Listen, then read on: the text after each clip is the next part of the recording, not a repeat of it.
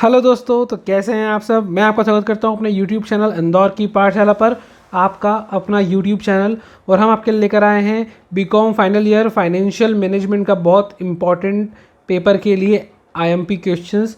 और मैं आपके कहने पर वीडियो तो लेकर आया हूं गाइज़। अब आप भी मेरा कहना मानिए, वीडियो को ज़्यादा से ज़्यादा शेयर कीजिए अपने दोस्तों में, कॉलेज ग्रुप्स में, रिलेटिव्स में, फ्रेंड्स में, and ask them to subscribe and hit the bell icon, ताकि आपसे कोई वीडियो ना छूटे, कोई अपडेट ना मिस करें आप।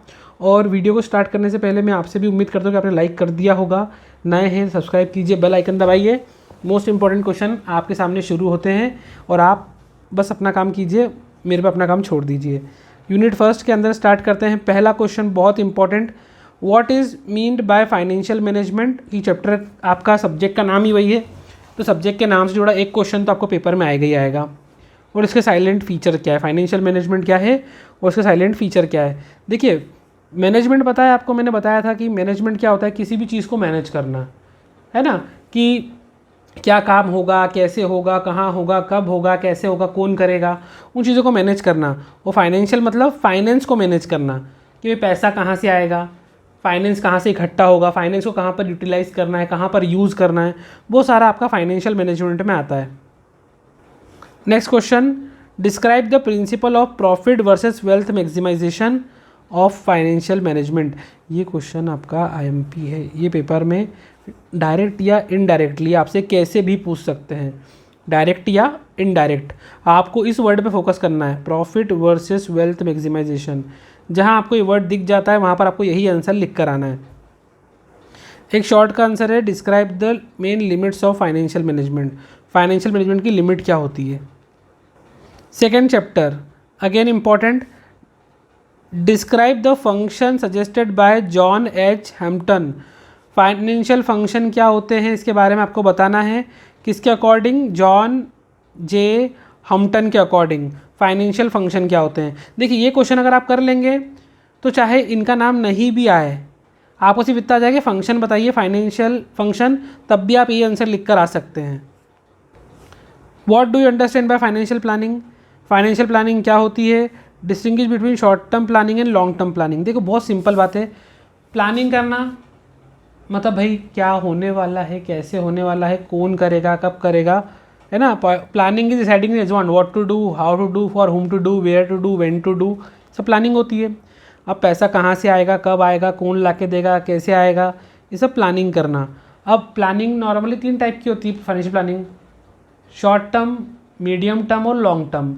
1 साल से कम के लिए होती है तो उसको बोलते हैं हम शॉर्ट टर्म प्लानिंग। 1 साल से 5 साल के बीच में होती है तो उसको बोलते हैं मीडियम टर्म प्लानिंग। और प्लानिंग 5 साल से ज़्यादा के लिए तो लॉन्ग टर्म प्लानिंग होती है। वो उसी के बारे में आपको यहाँ पर लिखना है। यूनिट सेकंड आ गई गाइज हमारे सामने, capital structure, meaning and determinant.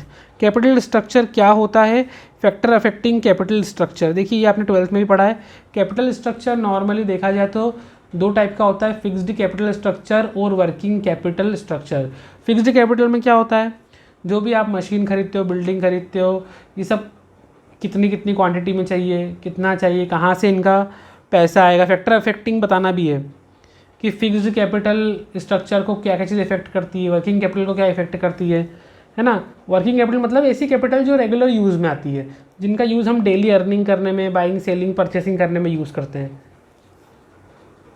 Short question, what is capital gearing. Capital gearing क्या होती है। What do you mean bye leverage. Leverage क्या होता है, कितने टाइप का होता है, और लेवरेज को कैलकुलेट कैसे करते हैं।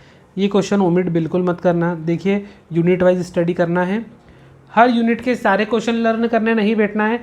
यूनिट वाइज आपको चैप्टर के अकॉर्डिंग करना है। किसी यूनिट में 3 चैप्टर है तो कोई 2 चैप्टर के क्वेश्चन पक्के कर लो, आपका काम हो जाएगा। यूनिट थर्ड आपके सामने है, कैपिटल बजटिंग। कैपिटल का बजट बनाना। इसमें क्वेश्चन सेकंड आपके लिए इंपॉर्टेंट है, explain the concept of capital budgeting, what is it's practical utility. इसकी उपयोगिता क्या है, ये आपको बताना है। कैपिटल बजट क्या होता है, इसकी उपयोगिता क्या होती है।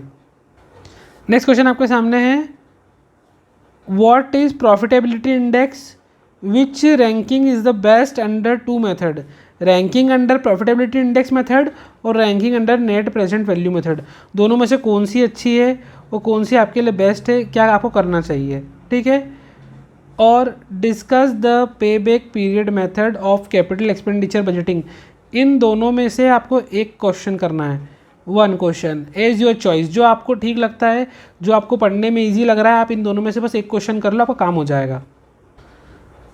यूनिट 4 के अंदर कॉस्ट ऑफ कैपिटल चैप्टर है आपके सामने, ठीक है। तो आपको ये क्वेश्चन करना है, cost of capital is at last a mere estimate, examine this statement with the reference of cost of equity capital. ये आपको पेपर में पूछा जा सकता है। Then what do you mean by weighted average cost of capital, weighted average cost of capital, उसका practical question भी paper में आ सकता है, इसको एक बार देख के जाइएगा। What do you mean by stock dividend? Explain its advantage and disadvantage. Stock dividend क्या होता है, इसके एडवांटेज और डिसएडवांटेज के बारे में आपको समझाना है।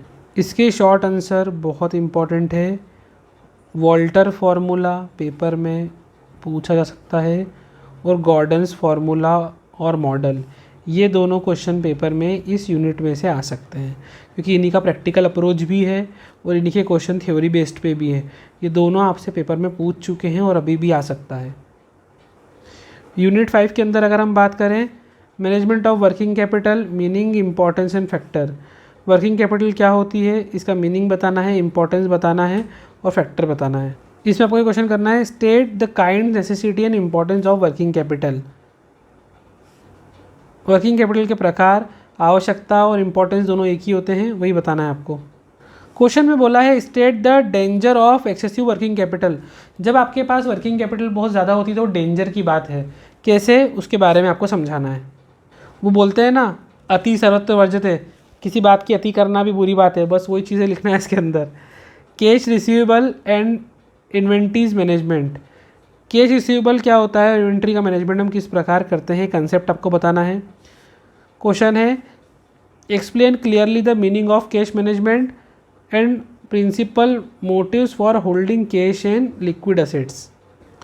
नेक्स्ट क्वेश्चन है explain the meaning of receivable, receivable क्या होता है, इसके ऑब्जेक्ट क्या हैं, और describe the various cost associate with receivable, receivable के साथ कौन सी कॉस्ट जो है जुड़ के शामिल होती है, उसके बारे में आपको समझाना है।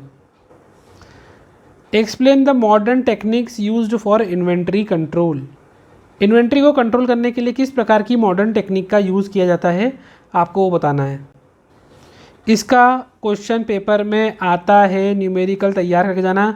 EOQ क्या होता है ना, रीऑर्डर लेवल क्या होता है, सेफ्टी स्टॉक क्या होता है, ये शॉर्ट नोट करके जाना। इनका न्यूमेरिकल भी पेपर में आपसे पूछेंगे, तो न्यूमेरिकल तैयार होना चाहिए आपके। ये पेपर में आपसे डायरेक्ट पूछ लेते हैं, ये पाँचों शॉर्ट नोट आपके लिए इंपॉर्टेंट है। डायरेक्ट इनके न्यूमेरिकल, डायरेक्ट फार्मूले याद करना आप, तो इनके फार्मूले अगर आ गए तो इनका न्यूमेरिकल भी आप अटेम्प्ट कर सकते हो पेपर में। And last question, short note on Baumol's method and Miller Orr method model, sorry method नहीं मॉडल, इन दो मॉडल के बारे में आपको करके जाना है अच्छे से। तो ये था आपका पूरा फाइनेंशियल मैनेजमेंट के इम्पॉर्टेंट क्वेश्चंस हर यूनिट के अकॉर्डिंग। अब आपको जो स्टडी करना है उसकी प्लानिंग सुनिए।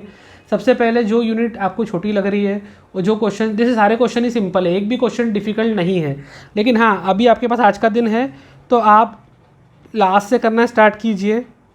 जहाँ पर मैंने प्रैक्टिकल क्वेश्चन बताएं, जैसे इस चैप्टर के प्रैक्टिकल क्वेश्चन भी आते हैं पेपर में, तो एक बार इनके प्रैक्टिकल क्वेश्चन देख लीजिए, जहाँ पर सिर्फ फार्मूला इंप्लीमेंट करके आप आंसर निकाल सकते हो, सिर्फ फार्मूला याद होना चाहिए। और जो क्वेश्चन मैंने आपको बताए हैं इंपॉर्टेंट, उनको ज़रूर कर लीजिएगा। कैसे, यूनिट के अकॉर्डिंग। किसी यूनिट में आपको लग रहा है कि 5 क्वेश्चन हैं, तो आप उसमें से 4 या 3 क्वेश्चन तो कंप्लीट करिए अलग अलग चैप्टर के, है ना। किसी यूनिट में 2 चैप्टर ही हैं, तो उसमें से कोई भी एक चैप्टर पक्का याद करके जाओ, क्या इसमें से एक तो आएगा ही आएगा, क्योंकि यूनिट के और में यूनिट का क्वेश्चन ही आता है, सेम यूनिट के और में दूसरा क्वेश्चन नहीं आता है। तो आप एक यूनिट के सारे क्वेश्चन करने मत बैठ जाना कि नहीं पहले तो मैं यूनिट 1 के सारे क्वेश्चन करूँगा। अरे आप हर यूनिट का एक क्वेश्चन करो कंप्लीट, फिर वापस से सेकंड उठा लो, लाइन से करते जाओ।